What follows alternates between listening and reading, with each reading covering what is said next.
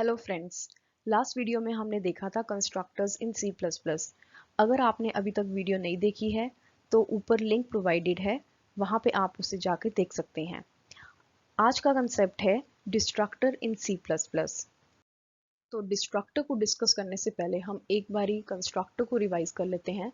Constructor आपका member function है जो कि यूज़ किया जाता है ऑब्जेक्ट्स को इनिशियलाइज करने के लिए, वेयरएज जो आपका डिस्ट्रक्टर है वो भी एक मेंबर फंक्शन है, पर ये यूज़ किया जाता है to delete an object, memory free करने के लिए आपकी ऑब्जेक्ट्स की। अब हम देखेंगे कि हमारा डिस्ट्रक्टर कब कॉल होता है। डिस्ट्रक्टर फंक्शन ऑटोमेटिकली कॉल होता है जैसे ही आपका ऑब्जेक्ट आउट ऑफ स्कोप चला जाता है।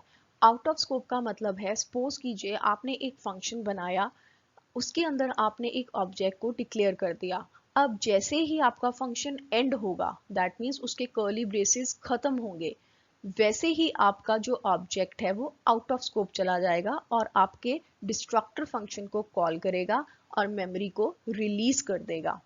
उसी तरह आपका जब प्रोग्राम खत्म होता है, that means your main function आपका खत्म होता है, एंड होता है, तब भी आपका डिस्ट्रक्टर फंक्शन कॉल किया जाता है, जिससे आपके जितने भी ऑब्जेक्ट्स क्रिएट होते हैं वो सारे के सारे मेमोरी को रिलीज कर देते हैं।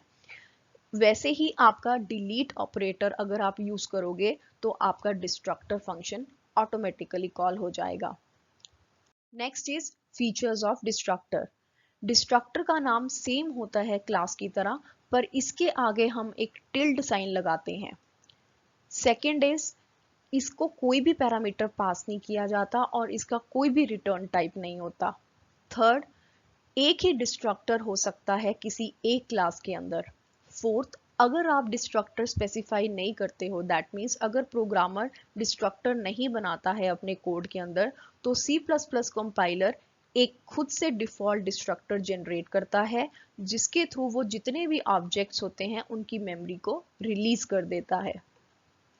नेक्स्ट है आपका सिंटेक्स ऑफ डिस्ट्रक्टर। सबसे पहले हम लगाएंगे टिल्ड साइन, फिर उसके बाद नेम ऑफ डिस्ट्रक्टर जो कि नेम सेम होगा आपकी क्लास के नाम का, followed by body of destructor. अब हम देखेंगे एग्जाम्पल ऑफ डिस्ट्रक्टर। सबसे पहले यहाँ पे क्लास ए जनरेट कर ली है, जिसके अंदर मैंने पब्लिक एक्सेस स्पेसिफायर के अंडर एक कंस्ट्रक्टर बना लिया है और उसमें एक स्टेटमेंट प्रिंट करवाई है, कंस्ट्रक्टर कॉल्ड। अब देखिए यहाँ पे एक डिस्ट्रक्टर को बनाया गया है, यहाँ पे टिल्ड साइन लगाया है पहले, फिर followed by the name of destructor जिसका नाम सेम है आपकी क्लास के साथ। तो ए नाम का डिस्ट्रक्टर बन गया, उसकी डेफिनेशन दे दी है यहाँ पे, जिसमें मैंने प्रिंट करवाया है सी आउट डिस्ट्रक्टर कॉल्ड, और यहाँ पे आपकी क्लास एंड हो गई है।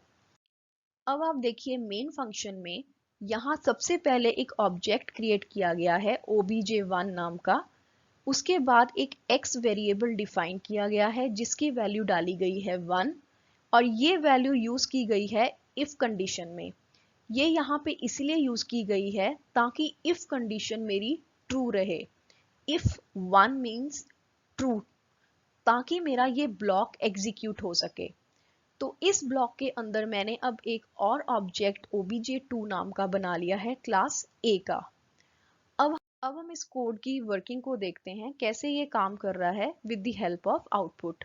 सबसे पहले मेन फंक्शन में जब हमने ये ऑब्जेक्ट obj1 क्रिएट किया तो इसने कंस्ट्रक्टर को कॉल किया, तो हमारी आउटपुट आई कंस्ट्रक्टर कॉल्ड। उसके बाद मेरा x इनिशियलाइज हो गया, इफ x स्टेटमेंट मेरी ट्रू हो गई तो अब ये मेरा ब्लॉक एग्जीक्यूट होगा।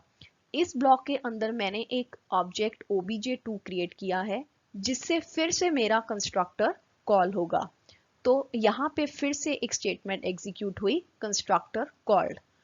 अब जब मेरा ये पर्टिकुलर स्टेटमेंट चलेगा तो यहाँ पे आपका ये ब्लॉक खत्म हो रहा है। दैट मीन्स obj2 जिस ब्लॉक के अंदर डिफाइंड है, इफ ब्लॉक में डिफाइंड है, यहाँ पे वो ब्लॉक आपका खत्म हो रहा है। तो जिससे क्या होगा, ऑब्जेक्ट 2 का डिस्ट्रक्टर कॉल किया जाएगा, तो आउटपुट आएगी डिस्ट्रक्टर कॉल्ड। अब फाइनली आपकी जो मेन प्रोग्राम है वो भी खत्म हो गया। यहाँ पे आपका अब obj1 ऑब्जेक्ट का स्कोप भी खत्म हो चुका है, तो जिससे आपका फिर से डिस्ट्रक्टर कॉल होगा तो आउटपुट आएगी डिस्ट्रक्टर कॉल्ड। सो इस तरह हमारा कंस्ट्रक्टर एंड डिस्ट्रक्टर काम करता है। कंस्ट्रक्टर जो है वो आपके इनिशियलाइज करता है ऑब्जेक्ट्स को, वेयरएज जो डिस्ट्रक्टर है वो आपके मेमोरी को ऑब्जेक्ट्स की फ्री करता है। अगर आपको वीडियो पसंद आई तो प्लीज़ लाइक कीजिए और सब्सक्राइब कीजिए, और अगर आपकी कोई भी क्वेरीज हैं या कोई भी फीडबैक है तो प्लीज़ हमें लिखिए techtalkwithneha@gmail.com, और आप हमें फॉलो कर सकते हैं इंस्टाग्राम पे भी @techtalkwithneha। Thank you for watching.